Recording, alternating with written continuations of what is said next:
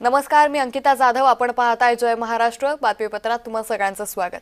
बातमीपत्राच्या सुरुवातीला मोठी बातमी. प्रजासत्ताक दिनाला हल्ल्याचा डाव उधळलाय. अटक केलेल्या मुजम्मिल गेनीच्या चौकशीत ही माहिती समोर आली. प्रजासत्ताक दिनी लाल किल्ल्याला लक्ष्य करण्याचा डाव होता.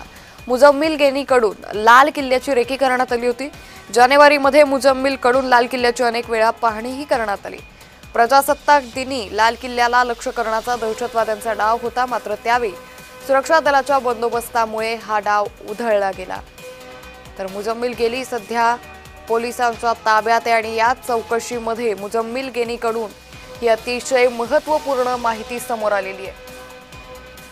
तर प्रजासत्ताक दिनी लाल किल्ल्यावर स्फोटाचा हा मोठा डाव होता. जानेवारीमध्ये लाल किल्ल्याची रेकी करण्यात आली आणि यावेळी आता या हल्ल्याचा डाव मात्र आपल्या तपास यंत्रणांच्या योग्य कामगिरीमुळे उधळला गेला. अटक केलेल्या मुजम्मिल गेनीच्या चौकशीत ही माहिती समोर आली आहे. प्रजासत्ताक दिनी लाल किल्ल्याला लक्ष्य करण्याचा डाव होता. मुजम्मिल गेनीकडून लाल किल्ल्याची रेकीही करण्यात आली होती. जानेवारीमध्ये मुजम्मिलकडून लाल किल्ल्याची अनेक वेळा पाहणी करण्यात आली. तर प्रजासत्ताक दिनी लाल किल्ल्याला लक्ष्य करण्याचा दहशतवाद्यांचा डाव होता. मात्र त्यावेळी सुरक्षा दलाच्या उत्तम अशा बंदोबस्तामुळे हा डाव मात्र उधळला गेला.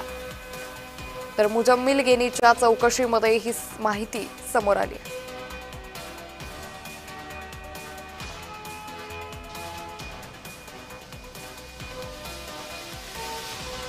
तर मुजम्मिलच्या चौकशीमध्ये ही माहिती समोर आली आहे. या संदर्भात अधिक माहिती घेऊयात आमच्या प्रतिनिधी पूनम धुमाळ यांच्याकडून. पूनम, आपण पाहतोय प्रजासत्ताक दिनाला हल्ल्याचा या अतिरेक्यांचा डाव होता, मात्र तो उधळला गेला. काय अधिक माहिती?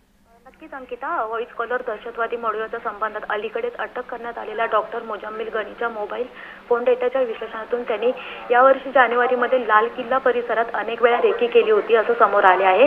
ही रेकी 26 जानेवारी रोजी ऐतिहासिक स्मारकाला लक्ष्य करण्याचा मोठ्या कटाचा भाग होतो.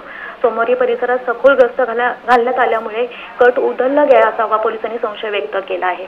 तसंच पोलिसांनी जैश ए मोहम्मद आणि अन्सार गजवत संबंधित दहशतवादी मॉड्यूलचा पर्दाफाश केल्यानंतर आणि 3 डॉक्टरांसह 8 जणांना अटक केल्यानंतर काही तासातच दिल्लीच्या लाल किल्ला परिसरात कारमध्ये शक्तिशाली स्फोट झाला.